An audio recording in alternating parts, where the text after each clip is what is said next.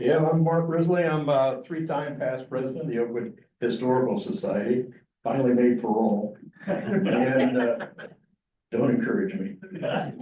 Thank you all for coming out today, and my thanks to Wright Library and Elizabeth and to Donna. This is always a fun thing to do, and we always get pretty good feedback from everybody. So today we are going to look at the mound builders in Ohio. We'll take one little trip outside of Ohio over to Cahokia in Illinois, just to look at that because it's such a fabulous earthworks in there. So, upon their arrival in the Ohio Valley region, early explorers were astounded to find numerous and sometimes enormous mysterious earthworks of many shapes. There was conical shapes, walled enclosures, effigies of animals.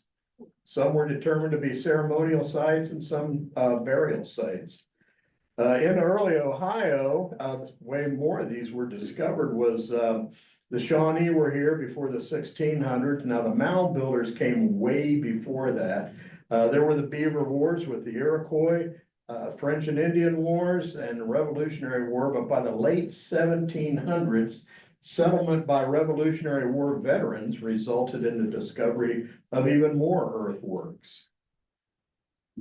Squire and Davis were attracted to the area, Ephraim Squire and Edwin Davis, and they were attracted to the area to study these mysterious mounds.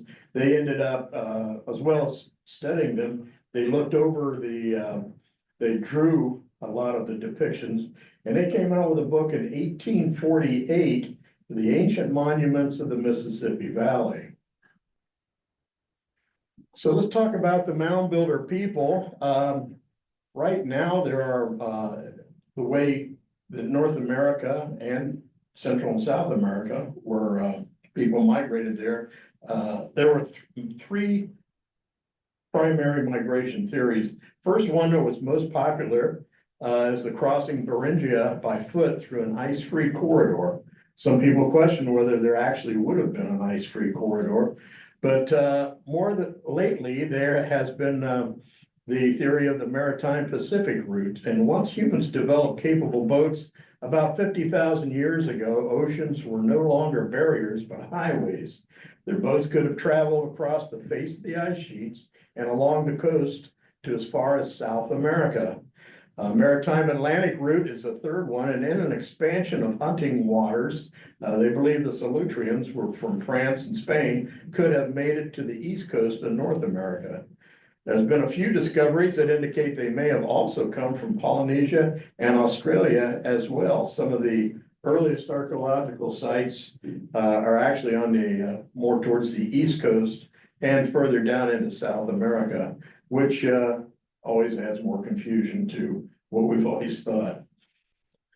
But by establishing the origins through artifacts, Clovis Point, Clovis people were named after Clovis, New Mexico, where there was a site discovered there.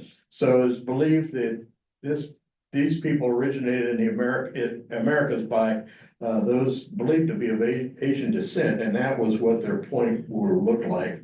There's also Solutrean Point, and that was of European origins, as similar points have been found in prehistoric sites in Europe.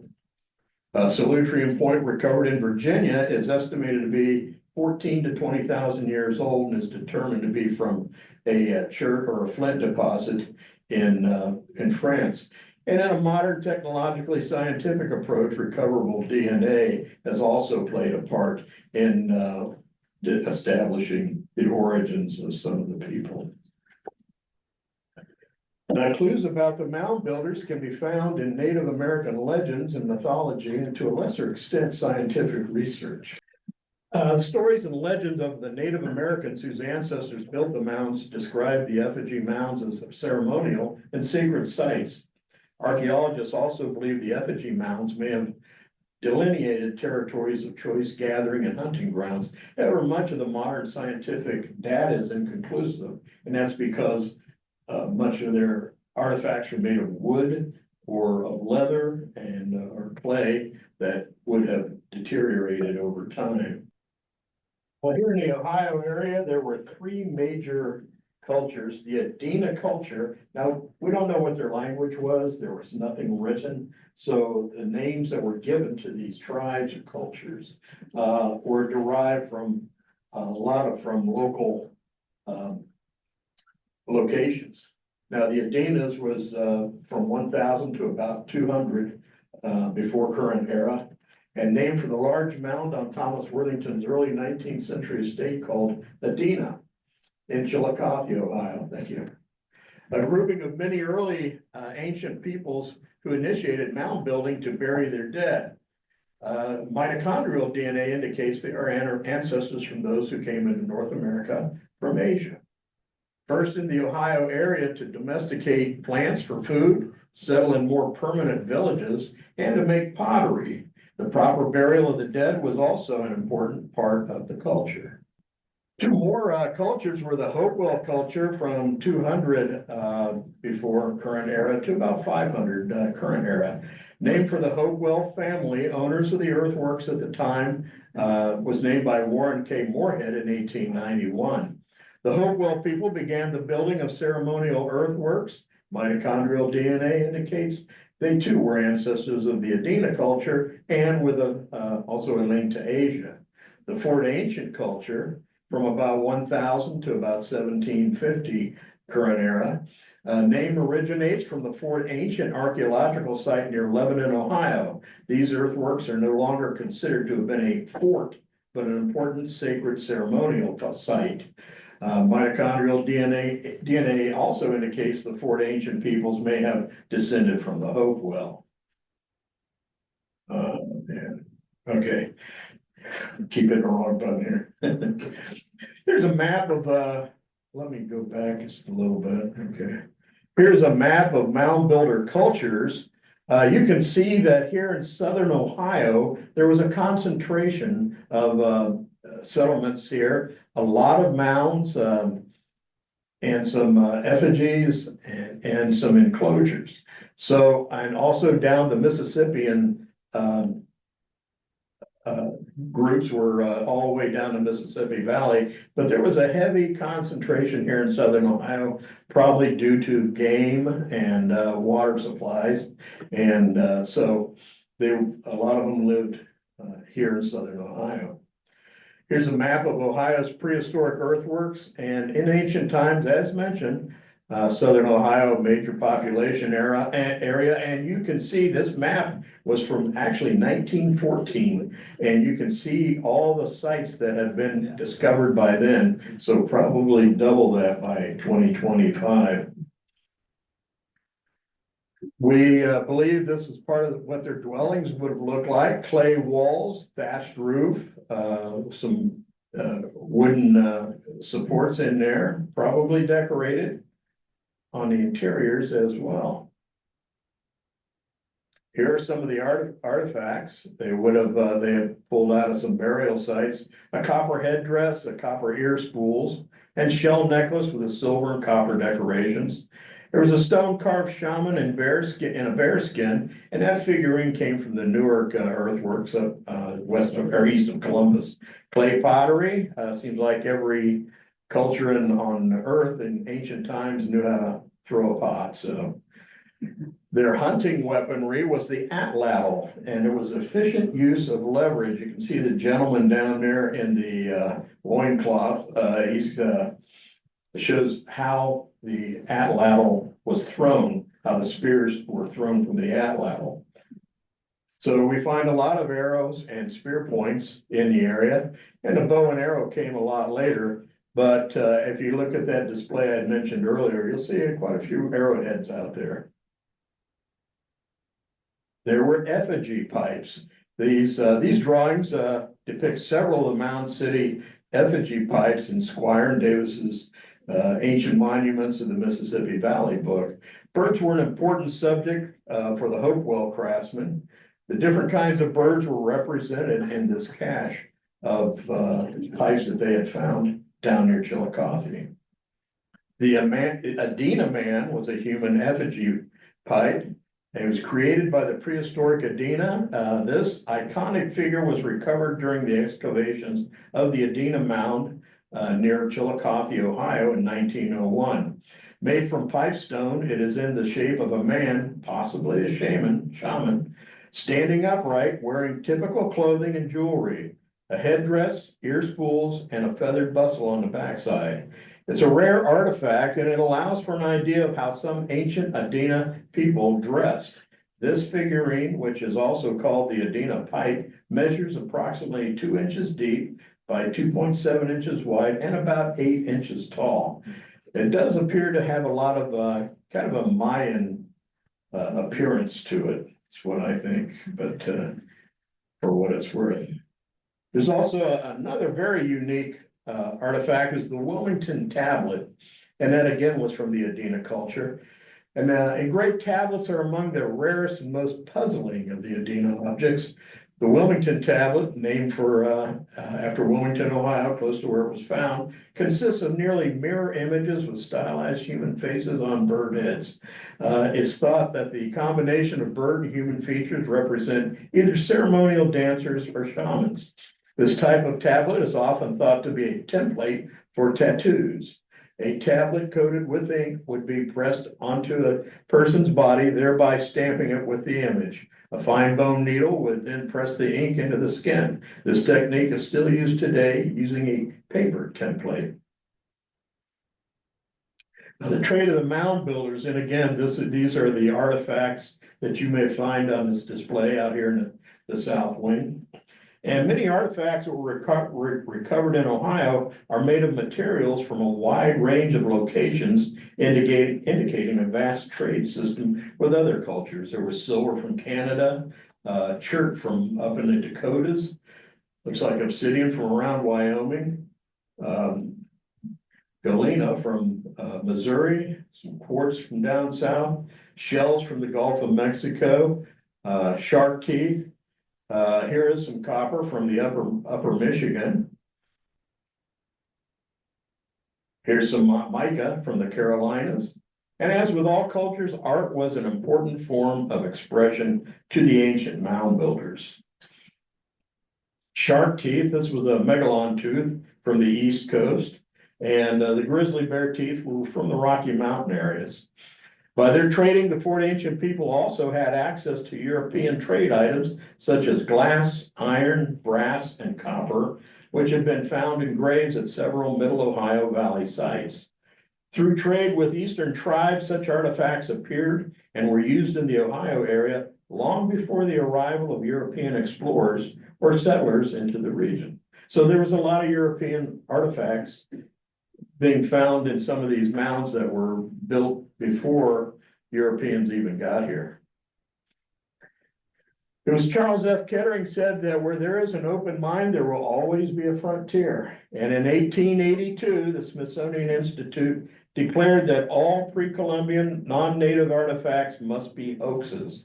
We now know that other cultures had apparently visited the Americas before Christopher Columbus. Though often controversial, history continues to be peeled away and rewritten with new discoveries. For example, in 1994, the discovery of 2 separate prehistoric sites changed many preconceived notions of history as we know it. 11,000-year-old Göbekli Tepe in Turkey predates by 5,000 years what had earlier been believed to be the start of civilizations. The Chauvet Cove paintings in France date to around 32,000 years ago, but those images look like they belong in a museum of modern art. Another location here over in North America was Long Meadows of Newfoundland, Canada. It was a Viking settlement and dated from about 950 to about 1050 current era. It was discovered in the 1960s, dismissed by scholars and archaeologists as being Indian mounds. However, it was excavated and researched by Helge Instad and his wife, Anstein Instad, throughout the 1960s. Throughout artifacts and building techniques, their research proved it to be a Viking settlement. Butternut shells found at the site may be from as far south as Maine. It was designated a UNESCO World Heritage Site in 1978. UNESCO, and we'll talk about this in a little bit, a little further. It's the United Nations Educational, Scientific, and Cultural Organization, and they can proclaim these sites around the world. And so many of the ancient sites are UNESCO sites and some of the bigger monuments to mankind from the ancient world.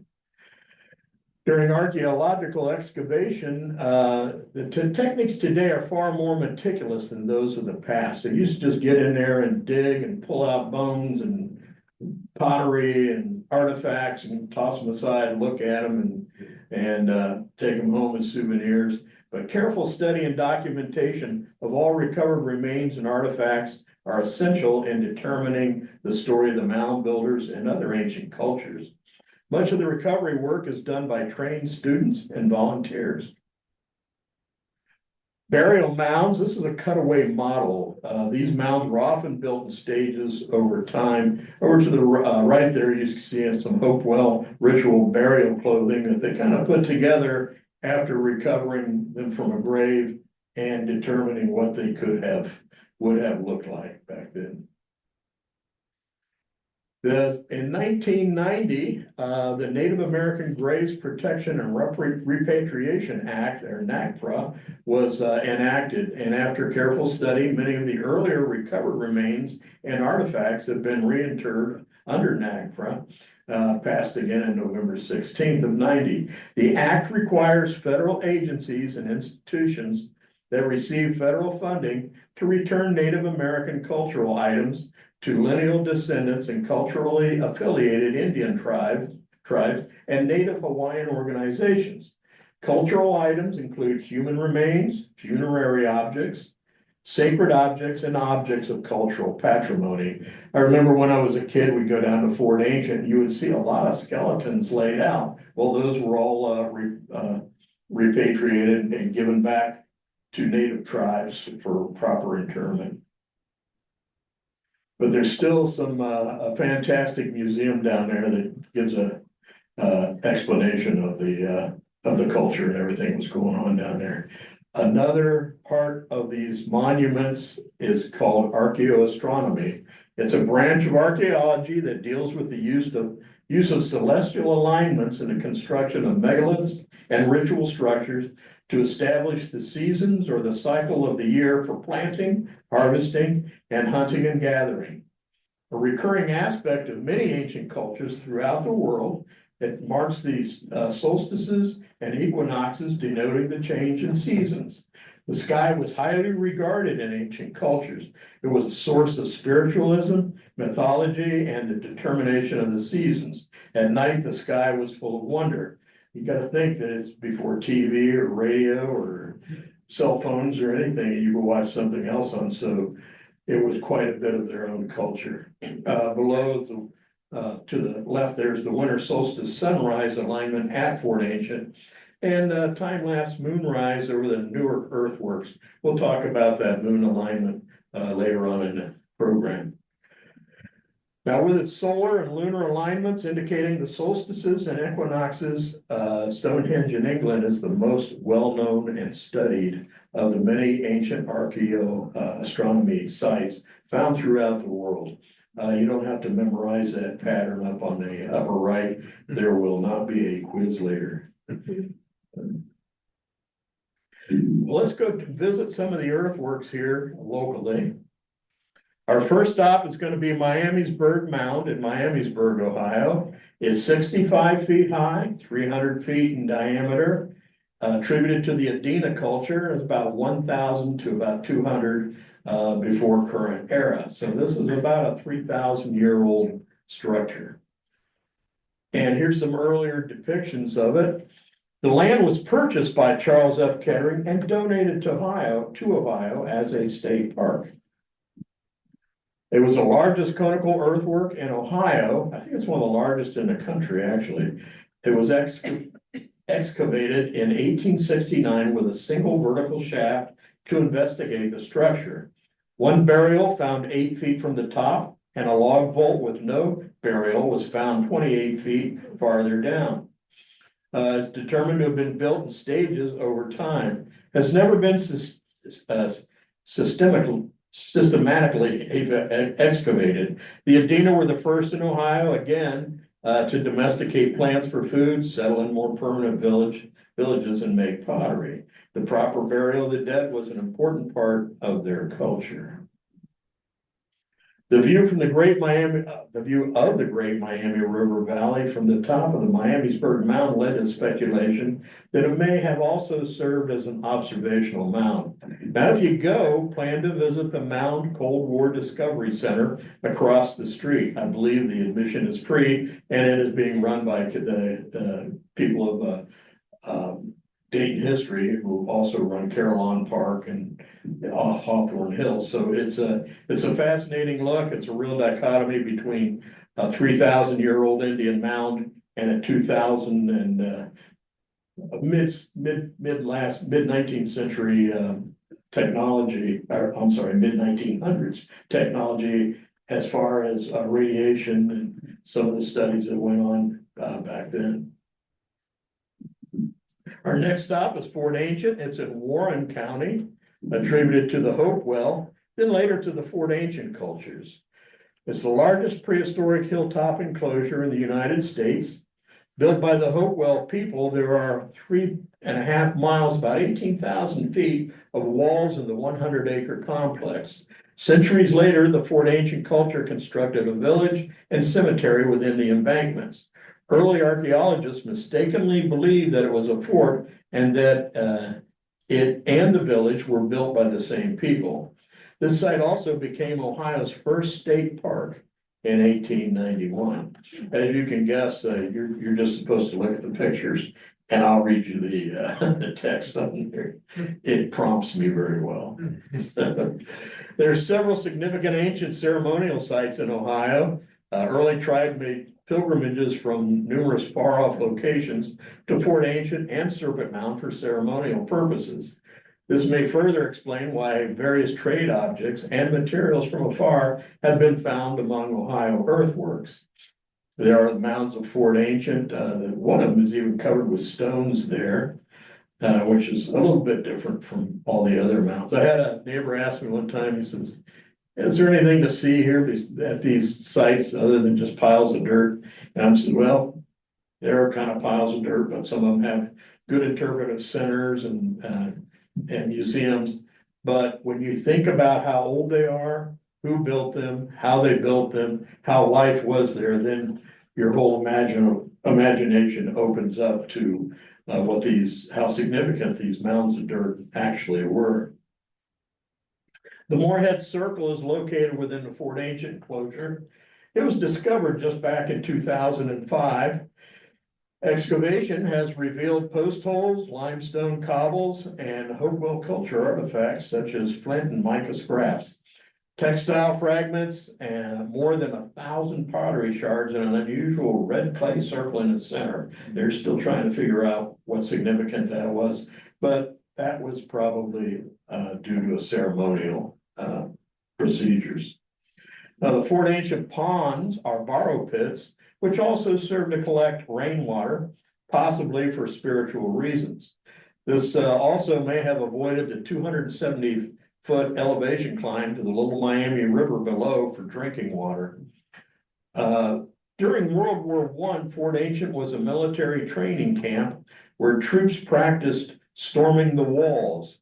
That's probably the nearest it ever came to being a real fort. And I think that military group during World War I was probably, what's the camp down around Chillicothe, where they came from? Yeah. Sherman, Camp Sherman. Thanks. We'll take a look at the Great Serpent Mound. This is when they start talking about mounds and effigies. This is one of the most iconic images that you see is of the Great Serpent Mounds in Adams County, Fort Ancient culture, so about 1000 to about 1140 current era. Here's some early images. Throughout time, the serpent has been an important spiritual theme in cultures around the world. The Great Serpent Mound, with its egg and mouse snake symbolism, is believed to be another very significant sacred ceremonial site. Serpent Mound's the first privately funded archaeological preserve in the United States due to the efforts of anthropologist Frederick Ward Putnam, who studied the site from 1886 to 1889. Serpent Mound is considered to be one of the largest animal effigy structures from the ancient world. The Sphinx is 65 feet high, 20 feet wide, and 260 feet long. Serpent Mound being 3 feet high and 20 to 25 feet wide, but it's 800 feet long, over 13, almost 1,400 feet if it's uncoiled. Well, the Sphinx could fit right into the head and egg of Serpent Mound right in here. So it gives you an idea how big Serpent Mound actually is. The Nazca effigies, the largest is only 660 feet long. And again, Serpent Mound, 800 feet long. The archaeoastronomy of Serpent Mound is depicted here. There are numerous solar and lunar alignments in the form. Again, there will not be a quiz later, so you don't have to memorize all this. The Serpent Mound has one more amazing secret. It was built on the lip of a meteorite impact crater. It was confirmed as a meteorite impact crater in 2002. The crater is approximately 248 to 286 million years old, give or take 10 million years, and is one of only 28 impact craters found in the United States, and I would dare to say probably one of the biggest. The crater diameter is about 5 miles, but was about 8.5 miles before erosion. The meteorite is estimated to have been about the size of 3 NFL football stadiums combined. We're all familiar with meteor crater in Arizona.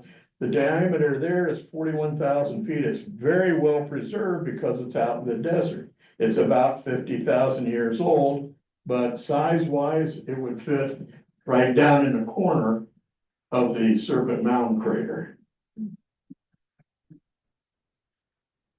This is the evidence that this was a meteorite impact crater. They pulled up rock formations that are called shatter cone, and the meteorite impact is confirmed by the presence of these shatter cone rock formations and iridium at 10 times the levels greater than those normal.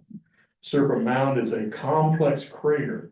The meteorite hit, if you've ever seen that old slow motion picture of or film of a drop of milk coming down and into a glass of milk, and then you see it pop back up in the middle as well as spreading out to the sides.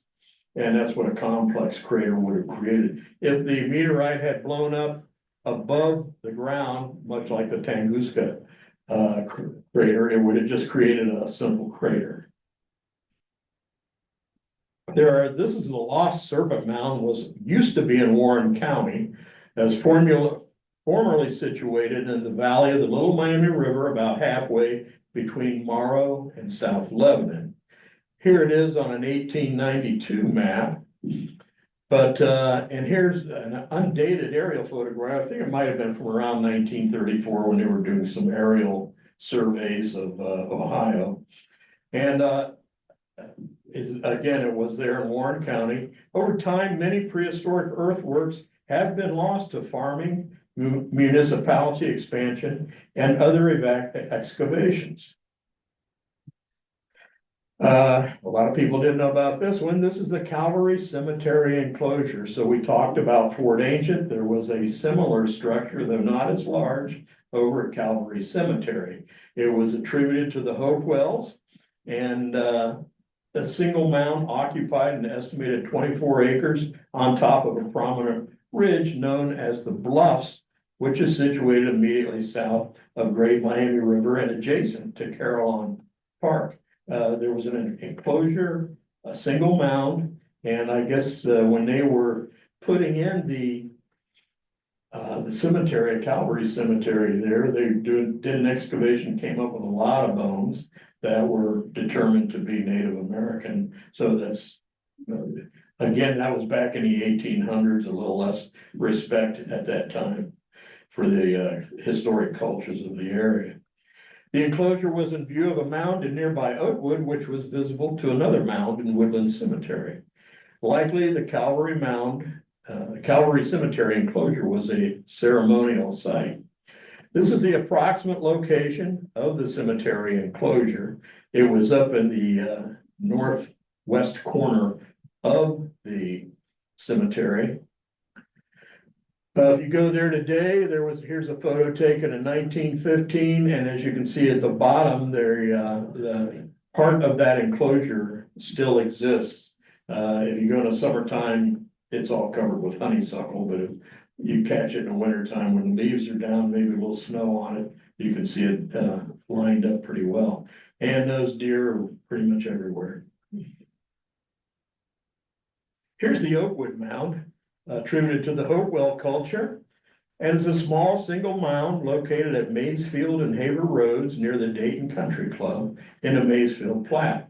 It's also known as Hatcher Hills in Oakwood. This was excavated away and a house now sits on top of it. That original photo is from about 1911. There's the Wright Brothers Memorial Mound Group. It's in Greene County on Wright-Patterson Air Force Base. And it's the Adena culture. It is accessible to the public.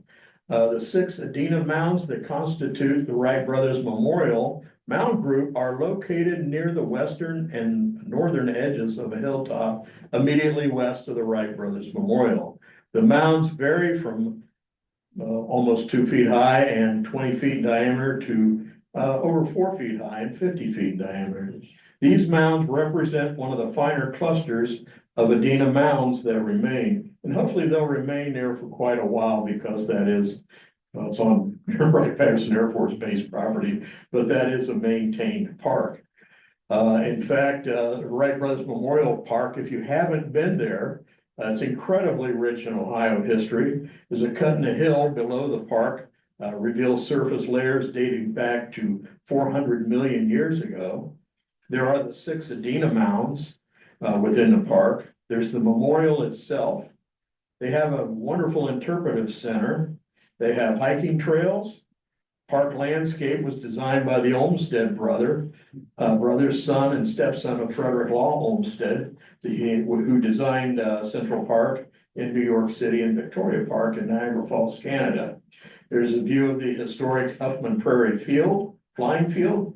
There's a view of Huffman Dam, which was part of the Miami Conservancy District project that was built to avoid the floods here in Dayton, and a view of Wright-Patterson Air Force Base and its activity. So you have a great view of Huffman Dam, modern interpretive center. There's a gift shop in there. They have programs and events there. The Adena mounds, day I was there, the Boeing VC-25A came in and out of Wright-Patterson, and that's the aircraft that is used as Air Force One. It's not unusual to see that go in and out of there. They're putting on some extra experimental, they even do training for touch and goes for the pilots there, but they also will put on some updated technology, defense technology on the aircraft. We're going to leave Ohio for a few minutes. We're going to go to Cahokia Mounds in Collinsville, Illinois. And it was attributed to the Mississippian culture from 600 to 1400 current era. And I put this in here because it's probably one of the biggest and most elaborate, other than the newer ones, earthworks in the U.S. As an ancient city, Cahokia's peak population of 40,000 in 1200 made it bigger than London or Paris at that time, and the largest city north of pre-Columbian Mexico. Mexico City, some of the sites down there would have been bigger. Here's an early drawing of Monk's Mound, and here's a current photograph, a recent photograph. It's a prominent feature, Monk's Mound, which is the most prominent feature of Cahokia. From the top of Monk's Mound, you get a pretty good view of St. Louis with that big McDonald's down by the river, which he arches. Here's some artifacts from Cahokia Mound: arrowheads, spear points, and fish hooks of bone, shell, and antler. Here's a figurine, a mother and child, a woman cultivating a serpent, arrowheads and spear points, shell, antler, bird. There's a Birdman stone tablet.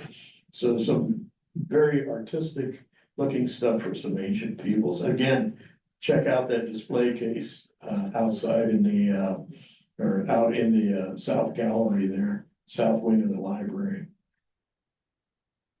We're going to look at Alligator Mound. This is in Granville, Ohio, in Licking County. It's a Hopewell culture from 800 to 1200. It's now to be the effigy of a panther or a possum. I think it's a possum because I've seen this before, the tail curled up, all splattered out in the road, entrails flying. So, rename it Roadkill Mound. And that's located 3 miles east of the Newark earthworks. And the effigy mounds, again, believed to be sacred ceremonial sites. We're going to take a look at the fabulous Newark earthworks. In Newark, Ohio, was a Hopewell culture from 800 to 1200 current era. And this is a map drawn again by Squire and Davis of the in 1847, which depicted the entire earthworks location there. So it's the official prehistoric monument of Ohio. I didn't even know we had official prehistoric monuments in the US, but I guess we do. It's the largest set of geometric earthen enclosures in the world. One of only 3 American sites that qualify as an ancient wonder. Chaco Canyon in New Mexico and Cahokia, which we just visited, are the other 2. Compared with other ancient wonders, the Newark earthworks complex is colossal, built on a scale that dwarfs many of the old world's most famous sites. In fact, as you can see here, the octagon in the upper left-hand corner would hold 4 Roman Colosseums. The Great Pyramid of Giza in Egypt would fit comfortably within the square enclosure at Newark. Stonehenge would fit within the small circular enclosure located at the octagon's southeastern gateway. Huge. Here's a period depiction of the Newark earthworks with the moon rising up back there. Now, this is a computer graphic and indicates how archaeoastronomy figures into the Newark earthworks. And during the 18.6-year lunar cycle, the moon rises at its northernmost point, perfectly along the axis of the 1,000-year-old geometric earthwork. I think May of last year was the northernmost point for the lunar cycle. So be another 17 and a half years, I probably won't be here. At least not up here. The Mound Builders Country Club is there, and it's one way of preserving this ancient site. Unfortunately, this is about all that is left of that site. Some of the other formations had been removed through excavation and progress, shall we say. So this is one way of preserving an ancient site, and I think I just read where they are maybe turning this area over as a national park coming up. They're turning it back to the state of Ohio. Yeah. The Ohio History Connection. Oh, good. And they will remove all the golf course stuff eventually and get it back to as much of the original site as they can. Yeah, they are. Donna just mentioned they will be removing the golf course and preserving it with the Ohio, with the Preservation Connection. Ohio History Connection. Okay, Historic Connection. Yeah, it also is a UNESCO site. So Yes. that's the other reason. Yeah, that's just recently too, so I'll hit on that here. The Great Hopewell Road is another fairly new discovery, and it ran from the Newark Earthworks to the High Bank Works in Chillicothe at a distance of approximately 60 miles. So Ohio Historical Society archaeologist Bradley T. Lepper has been doing research on the road, which stretches from Newark to Chillicothe. These are some, it's very hard to see, but if you look, you can see the kind of a wall here that would have been the road. They would have scooped that out, made walls on either side. There's even a kind of a circular enclosure here. That might have been a rest stop.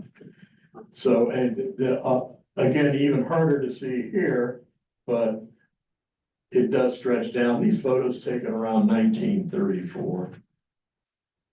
So here's the route to the Oakwood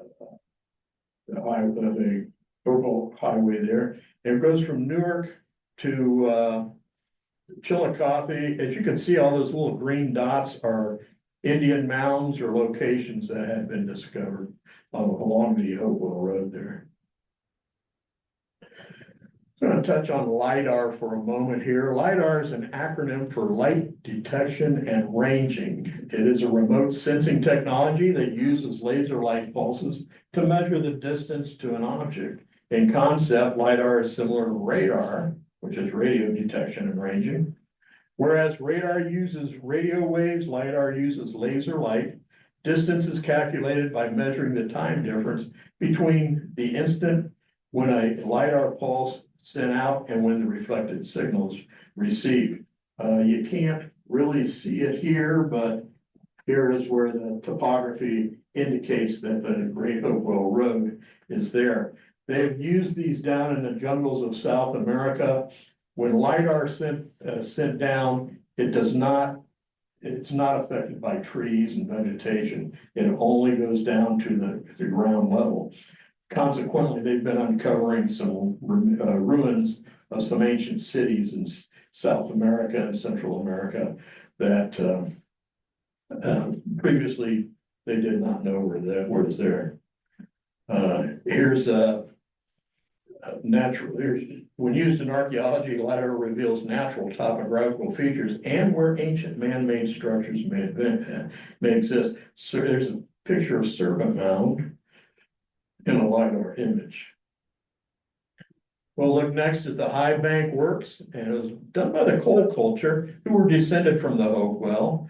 And this is now Hopewell Culture National Historic Park. And you can see the 1846 map, and you also see the LiDAR image there as well. Just like the Newark Works, there was a circle and connected to an octagon. Not sure they really know what that is, but probably ceremonial site and a site that was likely connected to archaeoastrology.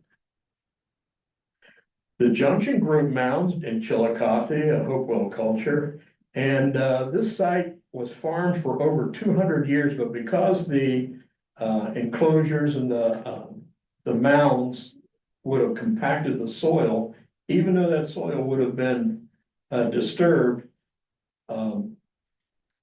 the foundations of the earthworks would still be visible through the magnetic survey results there. As the mound group includes Ohio's only known quatrefoil, a very unique four-leaf clover-shaped enclosure. Efforts were underway to restore and preserve this mound complex, so it has been saved. Sunwatch Indian Village here in Dayton. It's Fort Ancient culture. This original circular village dates back to around 1050. It's surrounded by defensive wooden palisades, was occupied for only about 15 to 20 years with a total population of about 250. I guess we figure it must have taken about 15 years to figure out that we had a lot of floods around here back then. So it was used mostly for farming and hunting. They did not build mounds. The dead were buried within the village compound. named Sunwatch because scholars believe that a complex of posts in the plaza were related to astronomical measurements or archaeoastronomy. The Fort Ancient Culture people, whose society was based on agriculture, would have planned rituals around a solar calendar. And there are they believe the dwellings look like. There was also down near West Carrollton, down where everybody remember where Woody's used to be. There was also, I think, an enclosure down there that was long gone.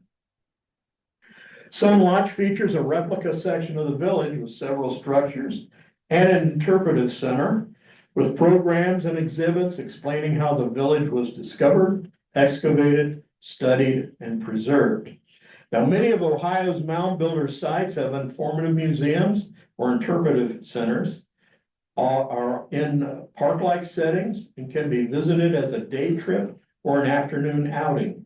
They feature programs, events, and exhibits representing these ancient cultures. There is usually a nominal fee which goes to supporting and preserving the sites. UNESCO, we talked about earlier, and 3 of Ohio's ancient earthworks are now designated as UNESCO World Heritage Sites. That's the Newark Earthworks, the Hopewell Culture National Historic Park, and Fort Ancient in Lebanon. And Serpent Mound is nominated and is on a list to become a UNESCO site. Well, I'm from the Oakwood Historical Society, and I hope you'll, we have an interesting year coming up with quite a few things. So for more upcoming programs and events, you can visit us at oakwoodhistory.org. So any questions or comments? Yes, sir. Yeah.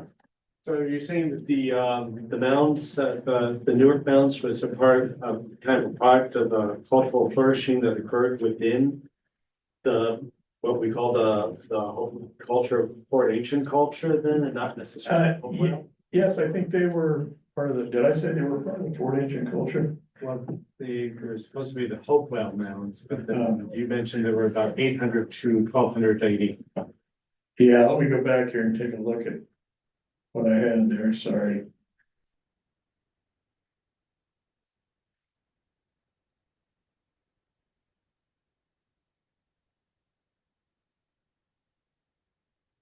Let's see, yeah, it was Hopewell culture. Yeah, is that what Yes. is that correct? Okay, thank you. Yes, sir. Did that LiDAR image of Serpent Mound include the meteor impact crater? Let me go back here a little bit. Oh, whoops, look forward here.